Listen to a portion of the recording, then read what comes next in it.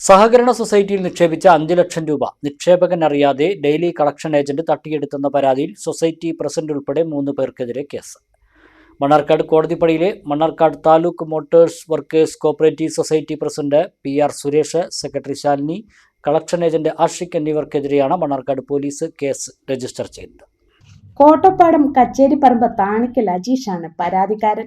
സൊസൈറ്റിയുടെ കളക്ഷൻ ഏജന്റായ ആഷിഖ് മുഖേന daily collection സ്കീമിൽ ചേർന്ന അജീഷിന്റെ 4,12,000 രൂപയും അജീഷിന്റെ സുഹൃത്ത് ഷബീബിന്റെ 92,300 രൂപയും ഉൾപ്പെടെ 5,04,300 രൂപ ആഷിഖ് തട്ടിയെടുത്തുവെന്നാണ് കേസ്. 2025 ഡിസംബർ 30 മുതൽ 2026 മാർച്ച് 20 വരെ അജീഷ് 2 അക്കൗണ്ടുകളിലായി 4,20,000 രൂപ ആഷിഖ് മുഖേന തവണകളായി അടച്ചിരുന്നു.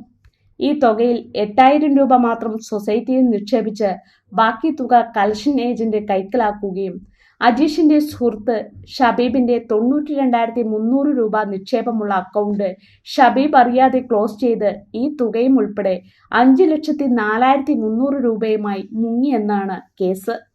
നിക്ഷേപിച്ച തുക തട്ടിയെടുത്തത് ബാങ്ക് പ്രസിഡന്റിന്റെയും സെക്രട്ടറിയുടെയും അറിവോടെയാണെന്നും പരാതിയിൽ പറയുന്നു. മണ്ണാർക്കാട് പോലീസ് കേസെടുത്ത് അന്വേഷണം ആരംഭിച്ചു. ചില കരുതലുകൾ ബന്ധങ്ങൾ പോലെ അമൂല്യങ്ങളാണ്. പഴരി ഗോൾഡ്, തലമുറകൾ കൈമാറിയ ആത്മബന്ധം.